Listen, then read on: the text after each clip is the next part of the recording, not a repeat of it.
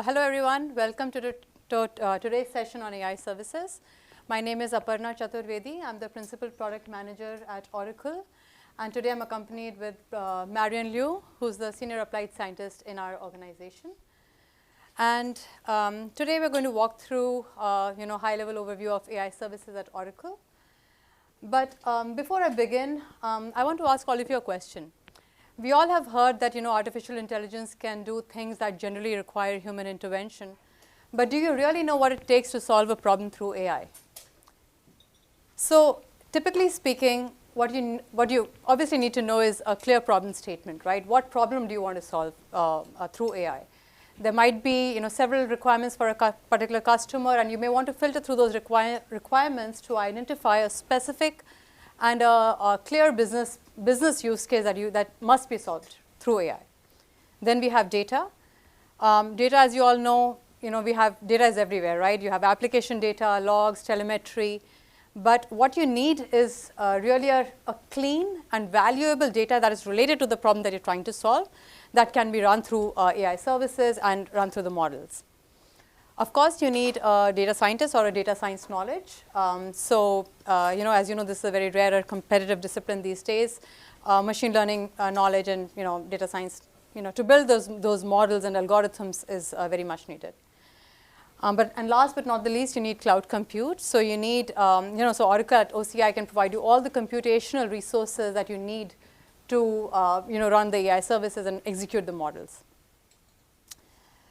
So with this, context in mind, I'm going to give you some high-level overview of the lay of the land of machine learning services and AI services. So on this slide, what you're seeing is on the bottom is data, right? You need data for analysis and processing. Then you have machine learning services. Within the machine learning services, we have the OCI data science tools, which is what your data science team would use to create models and algorithms. Then you have the Oracle database that you can run your machine learning scripts through. And then we also have the OCI data labeling tool. So you can use the data labeling service to label your data sets that you can then run into your models.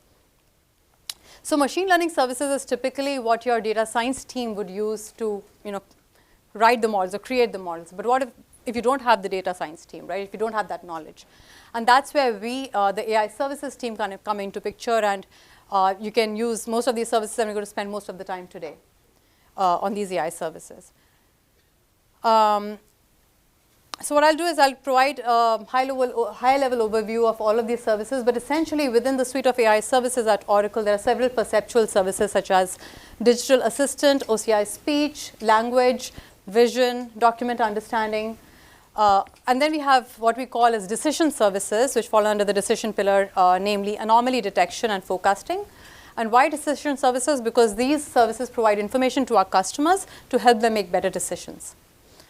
Actually, most of these services are ready to consume. So we have pre-trained models that we have pre-built with relevant industry data sets. We have thousands and thousands of data sets that we use to create these pre-trained models that are readily available. And you can today, if you have a business scenario, you can try it out right away. However, you can also customize these models. So say pre-trained model doesn't work for you for certain use cases, and you have a different data set for a very specific niche use case. You can always use our AI services to bring in your data set and then train the model, and use that trained model to run through your specific scenario. Again, no data science knowledge needed, right? These are, you can, as long as you have a cloud account, OCI cloud account, you can log in and start leveraging these services. And all of these services are available through OCI Console, CLI. We have REST APIs, and then SDKs are available in various languages. So I'll start with Digital Assistant. So this product has been around for quite some time, and we also have a hands-on lab. So my colleagues Uday Yalamanchi and Aditya Banerjee are in the room, and they have a hands-on labs right after this session in room 105. So please feel free to attend this. So essentially, think of this product whenever you want to create a chatbot kind of assistant, right? Which is nothing but a system that understands the intent of a command. So you provide your command, and then it gives you a response back. It has intent classification and entity extraction capabilities. And it's also got built-in speech recognition. So you verbally give your instructions, ask a question, and you'd get a response back. Some of the scenarios that you'd use this product would be typically in your customer support scenarios, or FAQs and HR-related websites, or essentially any customer-facing website where you want to establish that first level of interaction with the customer. Next up, we have OCI Speech. So OCI Speech service essentially unlocks the information that is buried into your audio and video files, right? So essentially, it uses what we call as automatic speech recognition, ASR technology, to provide grammatically correct and highly accurate transcriptions in various languages. So the languages that we can transcribe is in English, and within English, it can understand US English accent, Britain English, UK English, Australian English, Indian English, and then also Portuguese, Italian, Spanish, French, German, Hindi. In all these languages, you can transcribe your audio video files. Again, no data science expertise needed. There are pre-built models that you can start using right away. And good thing about this is that in certain scenarios, you may have low fidelity or some challenging recordings that is coming from, say, some meetings or some call center audio. This service actually can very, very well transcribe all those audio and video files. And then language, right? So naturally, once you have converted speech to text, I've got to mention, right, the way the speech service converts is, takes the audio file and converts it into a text, and I'll try to see if I can demo quickly in a few minutes. So once you've converted speech to text, naturally you may want to derive more insights into the text that you just converted from speech language, right? Speech service. So some of the common use cases you would use, the language services in analyzing customer feedback, support tickets, product reviews, call center interactions, like I mentioned. And also, your RFPs or any financial documents, right? Essentially, any time that you interact with a customer is verbally through speech or through text, right? And that's where both of these services come into play, and you can use them right away. Some of the language service capabilities are text analytics, right? So you want to derive more insights into a piece of text, such as key phrase extraction, right? What are the key phrases that are being used in a block of text? Sentiment analysis. So based on certain aspects of the text, what is the sentiment of the text or the document? What is the tone that is being said? Is it positive? Is it negative? Does it have mixed tone, or is it of neutral polarity? So it can tell you that information as well. It has pre-trained classification model. Basically, if you want to classify your text or document or information that is coming into certain categories or subcategories. Say, for example, you have a support organization, and in your queue there are several support tickets coming in, right? And you want to categorize them based on the question that is being mentioned in the ticket, into either, say, financial department. These kind of tickets go into the finance sector, or to the product sector, or to the marketing team. You can easily categorize using this service. Named entity recognition, right? What are the key entities that are being spoken about in a piece of text? Is it places? Are we talking about people? Is it location, date, time? This service can provide you that information as well. Of course, it detects the language that is being spoken or written in a text, and can also extract PII information. Then we also have language translation. So you can translate to and from 20 different languages using this particular service. And like I said in the beginning, we have pre-trained models, but again, based on your data set or your business-specific scenario, you can always create custom models, classification models, or entity extraction models. All right. Let me see if I can quickly demo an example of speech AI and language AI.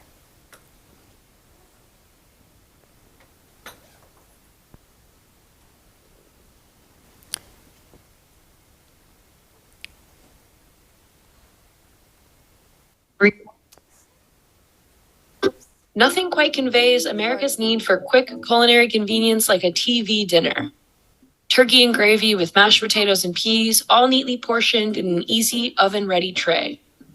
The TV dinner of the 1950s and 60s has changed a lot. So what I was trying to show you is this is a piece of video file, right? And I'm going to use the speech AI service to convert this file into text, right? So before I do that, let me quickly see if I'm logged in correctly. One second. Let me duplicate my. All right. So right now I'm logged into, this is OCI console in case you guys are not familiar. So you can always create your free cloud account. So you'll go to cloud.oracle.com and you can create a free cloud account if you don't have. And then within those three icons, you can come here and under analytics and AI, this section, AI services, is where all the AI services reside. So as you can see, you have language, forecasting, speech, and I'll go through each of them. But let's, for this demo, let's go through the speech service. So I clicked on the speech service, and generally, I've preset, all the setup that is needed. So essentially, what you do is you create a job, and while creating a job, you'll provide a bucket information where you provide input your audio or video file. But I've already done that. So let me go ahead and play the video. So this was the video, and let me start from the beginning. Nothing quite conveys America's need for quick culinary convenience like a TV dinner. Turkey and gravy with mashed potatoes and peas, all neatly portioned in an easy oven-ready tray. The TV dinner of the 1950s and 60s has changed a lot in the decades since. Today, frozen foods are a booming category in supermarkets. In 2023, modern home appliances and direct-to-consumer business models are picking up where those TV dinners left off. Technology is always going to be at the forefront of what drives, I think, a lot of consumer innovation, and balancing that against the very traditional and very recognizable. So in the interest of time, I'll just stop right there. But essentially what I want to show you over here is if you create a job, this is the speech service, right? You can say, whatever, test one. And I have already provided, all it asks you is to upload the MP4 file. So I've uploaded this MP4 file. And you submit the job. It is accepted. And if I click on this, it is right now running. It shows in progress. This is the duration of the file. It has instantly, checked what's the duration of the file. And if I click on this one, right now you see the transcription result right here. It says it's in progress. And in a few seconds, it will show you the exact transcription that was, mentioned in the audio file. And if you recollect, in the audio file that I was playing, there was some background music as well. But here, it very, very accurately described what was being said in the video file. So that was speech service. Similarly, if you go into analytics and AI, go to language service. We have pre-trained models over here, and then there's text translation as well. You can use it and convert it into several languages. Of course, I do not know French, but if any of you do, then this is the translation, and you can see if it's accurate or not. You can try it out later. But text analytics, right? So there's a piece of text which is already over here, and if I try to say analyze, it's going to generate the results almost immediately. It detects the language that is mentioned in the piece of text. It classifies what is the text talking about, right? Business and industry specific or business operations related information is being spoken about. And what are the key entities, right? It talks about OCI, SOC, HIPAA, OCI. It provides you exactly what are the different entities, what are the key phrases. And then the sentiment, right? In this scenario, did not detect any aspect, but it can generally detect overall document aspect as neutral. And then at sentence level as well, it detects whether it's neutral or positive or negative. So feel free to try this one out as well. All right, let me go back to my presentation.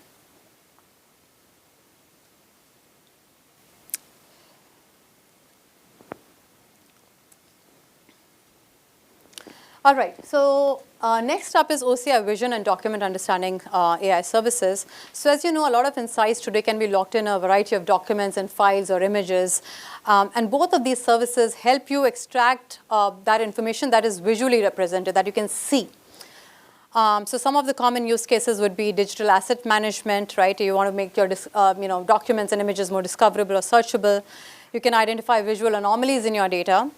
And then for business process automation, you may want to detect and classify your objects to improve and build upon your business processes. OCR vision service you will use to analyze photographic images, right? So essentially, it has pre-built models that you can use to classify major images in a particular picture or in a particular scene. You can detect the objects in a picture. So, if there are, say, 2-3 different objects, and I'll do a demo of this one as well. If there are 2-3 different, objects, it will detect how many objects are there in that picture, and then it will also provide you the exact location. So, in this example, you can see there is, in the second picture, it provides you the bounding box coordinates. So, it will tell you exactly where that location of those objects that we are telling you reside.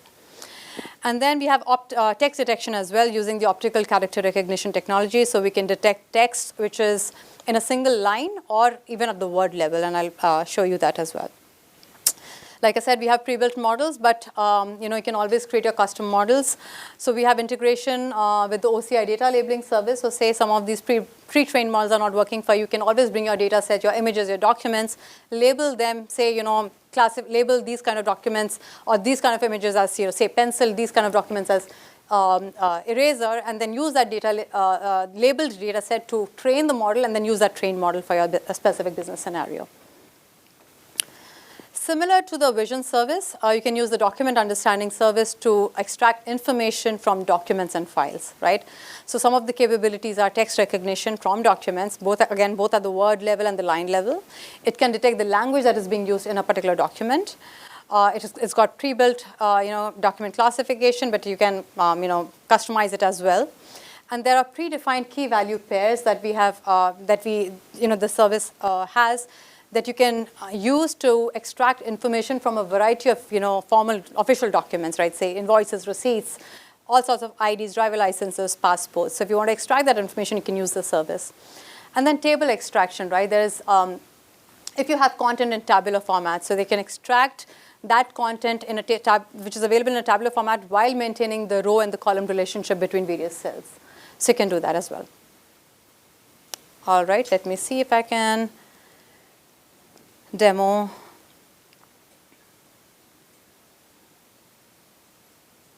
vision. And so I'm back to my OCI console, and again under analytics and AI, I'll go to vision service. So under the vision service on the left side panel, you can see you have image classification, object detection, text detection.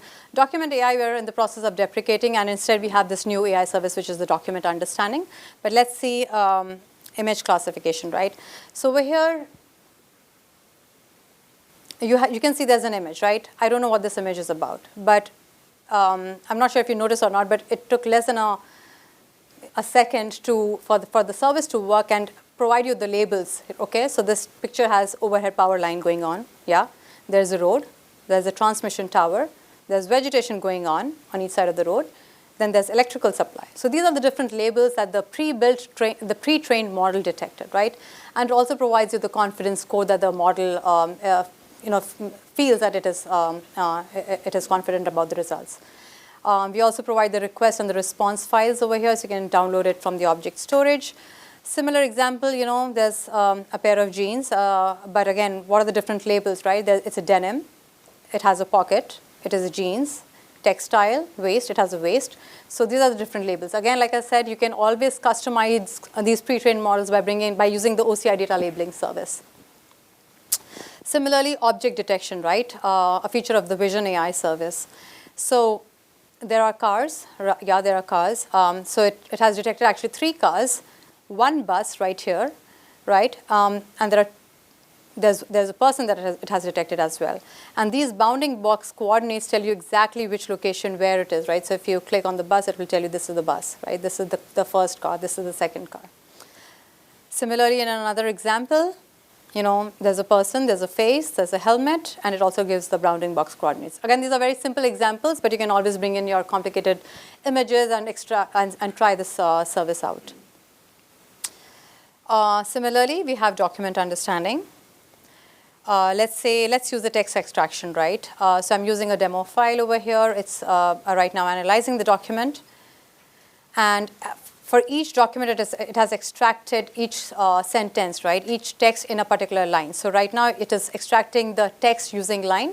But if you want, you can also, select the word option, and it will extract all the different words that are being used in a piece of document. Similarly, table extraction, right? This is a table in a tabular format. It will detect that and extract all the information from the document. Key value, predefined key value pairs. So this is an invoice, and it is running right now. And it's going to, okay, so it has detected that there's a vendor address, there's an invoice ID, invoice date, add customer address recipient. So it basically extracts all the predefined labels and that we have accommodated in the pre-built model. If you notice, you can both actually all of these services had a custom model option, so you can always create your own project, upload your data set, and create your custom model. So at the end of the slide, I have all the links to the reference documents, a hands-on live lab session that you can try out for each of these services, which will give you step-by-step instruction on where to upload the file, how to use the service, how to create a custom model. All right, let me go back to my presentation. All right. Next up is the decision services, so anomaly detection. So what are anomalies, right? Anomalies are nothing but rare events or behavior or observation that deviate from the standard or the expected outcome. So anomaly detection service essentially helps you identify those suspicious or abnormal patterns in your time series data, the data that changes over time. So how do we do that? We do that by providing our customers. Typically, you'd know that customers generally want your dashboards, and if something is going anomalous, not going as expected, that's where they detect okay, they need to do something about it. But we want to transform our customers from simply monitoring the dashboards and metrics to actually providing them actionable insights. And how do we do that? We do that by telling them exactly what is anomalous in their time series data. What is the anomaly score, whether it's highly anomalous or we provide an anomaly score. And then we also provide them explainability. Why do we think that it is anomalous, right? And Marianne in a bit, she's going to do a deep dive use case walkthrough of how we use the anomaly detection AI service for one of the use cases. So anomaly detection uses, suppose both univariate in a single signal or multivariate scenarios if you have multiple signals. So in this example, if you can see, there are two temperature sensors, and which has a yellow line which shows the actual value, and then anything that's highlighted in red is the anomalous value that the service captured. Again, it can be common use cases for the anomaly detection service. It can be applied to various industry sectors: utilities, transportation, manufacturing, for predictive maintenance, financial sector, banking and financial sector, right? Fraudsters have become even more intelligent, so you can use this to detect fraudulent behavior. And healthcare especially, right? You can detect this to identify anomalies in your claims data for insurance companies, or in medical images, X-rays or MRI images as well. And then last but not the least, forecasting service. Forecasting has been a generic problem, as you all may be aware, right, across various industries, right? So you want to forecast for better business planning, for sales, for customer incidents, service requests, the revenue, product demand. So you can use all these time series. You can use the forecasting service to, forecast any time series metric. And this service builds multiple models. And automatically selects the best model for you. One thing I forgot to mention, so both anomaly detection and forecasting do not have pre-trained models. So you'll have to bring in your historical data to train the model, and then use that particular model for your specific business scenario. Okay, so I won't demo in the interest of time, AD and forecasting, because Marianne has, I think she's going to walk through the next set of slides and give you more insights into the anomaly detection service and how we solved it for a particular use case. So Marianne, over to you. Hi everyone, my name is Marianne. I'm a senior appliance scientist at the Oracle OCI anomaly detection team. Today I'll be doing a deep dive on our anomaly detection service and customer use case. So one of our most prominent partnership of OCI AD service is with SellGP, which is an international selling competition. The sellers at SellGP event will be using the real-time data from ranging up to 800 sensors to determine the strategies and make split-second decisions during a race. And our AD solution provides like the predictive maintenance capability to help CellGP identify if there's any pre-existing sensor problem to be attended to and ensure a smooth completion of the entire race. So as of the year of 2022, we have more than 15 billion data points inferenced for their 60 more sensors. And if we're just looking at the month of May 2022, during their event, we have inferred more than 3 billion data points in the Bermuda race.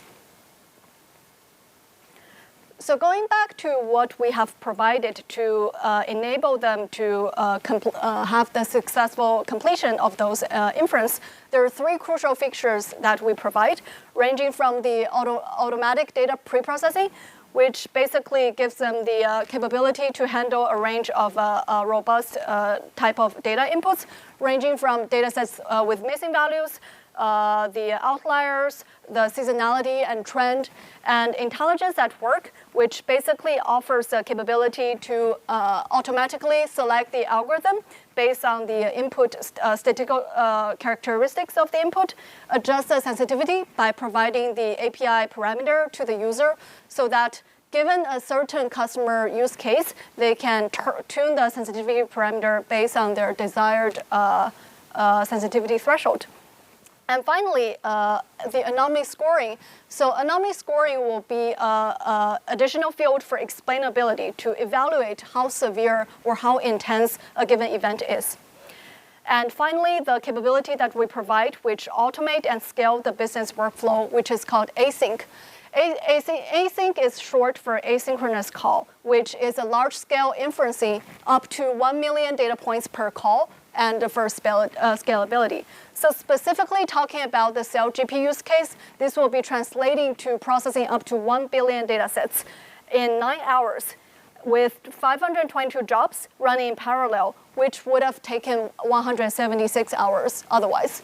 And we have this fully managed service and infrastructure to support customer scaling need, and also providing them with the option for the security and government regulations, which will be compliant in terms of the infrastructure need.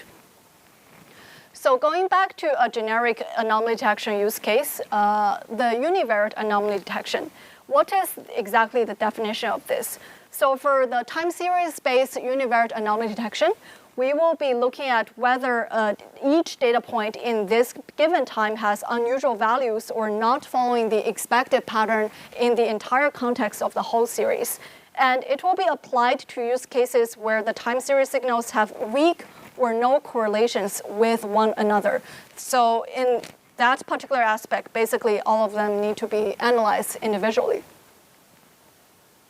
And as Aparna mentioned previously, there are some typical use cases that we can deal with. For example, like CellGP, we have this predictive maintenance in the manufacturing industry or like the selling event. And then the metric monitoring in the cloud dashboard. It can be like from telemetry or from like a Grafana dashboard where you output it like those signal metrics to monitor against. The utility predictive maintenance, and then the traffic volume tracker. So some typical visualizations of anomalies that we can flag can be ranging from the typical spikes and dips, which significantly deviate from the obvious pattern, as you can see in this graph. The level change, which indicates there might be some degradation happening when it comes to a change for the mean value given a specific time period. And then apart from that, I also want to mention we're able to flag the contextual anomalies. So contextual anomalies are essentially, it might be considered as like anomalous in a given context of the event, such as like the temperature in San Francisco. It might vary over like different seasons. So it will be completely dependent upon like the context that is like inputted to this given time series. One of the solutions that we have built behind our univariate-based algorithm is called one-class support vector machine. It is a very lightweight and fast solution, which is based on the semi-supervised distance-based anomaly detection method. After our model is being fitted on the training data set, the test data essentially will be supplied and then be measured in the model to compute like how far is like the distance between the test data and the hypersphere that we built in the training period. So once we have those distance like measurement, it will essentially be plugged into our thresholding mechanism to determine if it is anomalous or not. The general workflow of our current univariate-based anomaly detection from the training side will start from the signal input. So once we pass it through our API, we will process them through internal preprocessing library. And then once like the data set is being preprocessed, it will be further fed into the trained one-class SVM model and conduct the anomaly scoring. Once we generate those anomaly scores, we will essentially use a dynamic time-based like thresholding, which will be like generating like a smart threshold given the anomaly score input in the training period. And then in the test period, similarly, we will have the same flow of given the signal input, we preprocess a data set, and then we use the one-class SVM model, which is already trained in the train period to conduct the anomaly scoring for the test data. And once we have those scorings, we'll be comparing those anomaly scores for the test data against the threshold that we have chosen in the training time to generate the binary anomaly flags. And the preprocessing pipeline that we are currently using in the training data would be robust to handle non-stationarity, the outliers, the periodicity, basically the cyclical patterns, and then the data set with trend. So a lot of metrics that we have observed throughout a lot of like customer engagement with either external or internal team are containing those pretty tricky statistical characteristics that we need to handle before a good performance of our model. So our solution will be like providing this flexibility for the end user so that they don't need to do any preprocessing from their end. So as of February 2023, we have made our anomaly detection solution generally available. So once you have like our account, you can just log into like the console and start trying our solution. So 3 of the major improvements and deliverables that I want to highlight is first, the univariate anomaly detection. So with this release, we have the full-fledged support for different kinds of anomalies identification for the univariate signal.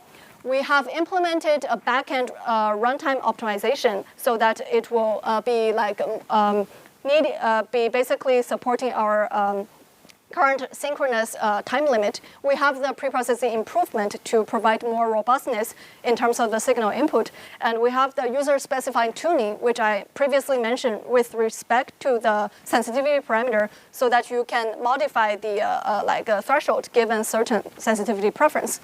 And for the multivariate improvement, we have also added the support for large batch size calls so that if you have the multivariate signals which are correlated to each other, you can use this with the asynchronous detection, which greatly improves the detection accuracy specifically for the prognostic maintenance use case. And finally, for the asynchronous detection, it will, as I mentioned, be scaled up to very large data set, up to 1 million to billions of data points in terms of the inference. And it will allow the input inline or a list of objects pre-existing in the object storage. And it will also free you from having to develop this entire managing solution on your end and can be extended to provide more capabilities such as the automated preprocessing, retraining, ground truth integration for continuous model improvements. Okay. So I'll wrap it up with a pre-recorded demo video for how our current G8 version of the univariate synchronous anomaly detection works. Hi everyone, my name is Marianne Liu. I'm a senior applying scientist at OCI Anomaly Detection Team. Today, I'll be giving a quick demo on leveraging OCI Anomaly Detection's univariate capability, which is now generally available. The use case of this demo involves identifying anomalies in network outbound traffic. As seen from the top graph, the training dataset contains network traffic sampled once every minute. It contains cyclical patterns with spikes and dips ranging between 0.1 to 1.2 megabits per minute. These are the normal values, while the graph below shows the inference dataset, which has unusual spikes in the network traffic. OCI anomaly detection can quickly identify this anomaly. After logging into the OCI console, you'll be clicking on the top left menu, Browse to Analytics and AI, then under the AI services, go to Anomaly Detection. At the landing page, you will click Get Started to create a project. So project is used as a container storing different anomaly detection resources, such as the trained model, the dataset, and the asynchronous jobs. Let's name our project as uni_demo_1 and then click Create. Within a few seconds, the project will be created. Then we can proceed to click on this project. This will take us to the project resources page associated with this project. As you can see, you will have the access to the data assets, the models, and the async jobs. The next step is to create a data asset which will be used for training the anomaly detection model. Our anomaly detection service currently supports 3 different data source types: the Oracle Object Storage, the Autonomous Transaction Processing, and a popular open source time series database called InfluxDB. Instead of creating a data asset separately, we will just use the create and train model here to create the data asset. And in this demo, I'll be using the Oracle Object Storage for showcase purpose.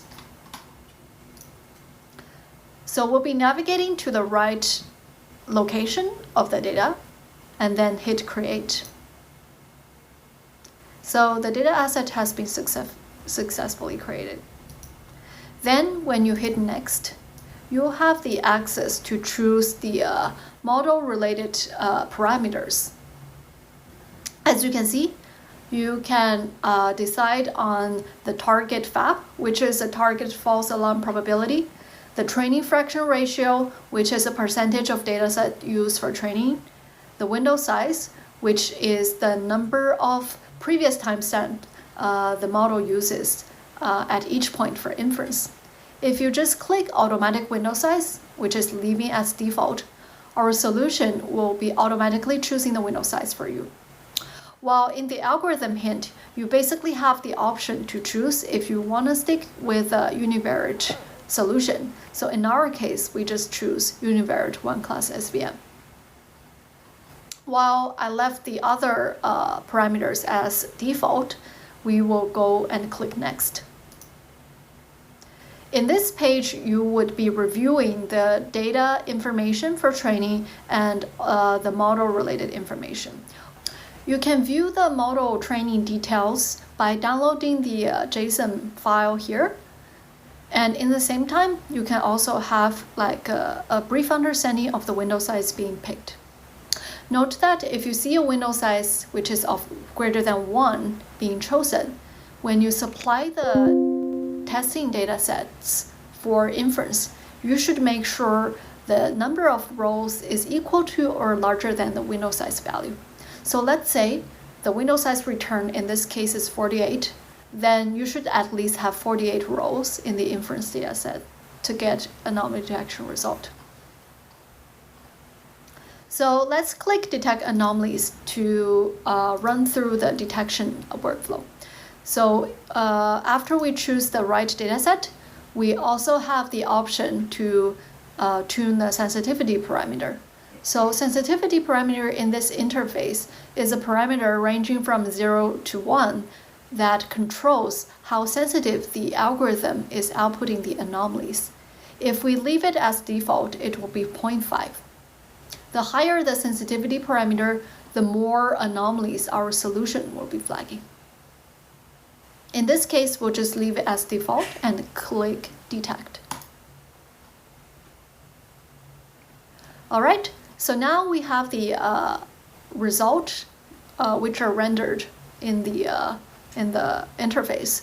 So the first graph shows you the original data from the testing file, the period which are being flagged as anomalous. So as you can see, those two high peaks are correctly identified as anomalies. And underneath those 2 points, you'll see the estimated value which are pertaining to this point. So this will also be part of the JSON or CSV output that you essentially get. Underneath this graph, you'll have access to the anomaly score per signal for the univariate dataset. So this quantifies how severe a given anomaly is. So for example, for the spike, which is up to 3.0 megabits per minute, you see the anomaly score being 0.91, which is very severe. While for the second value being flagged as anomalous, it has a value of 0.54, which indicates it's not as severe in this case.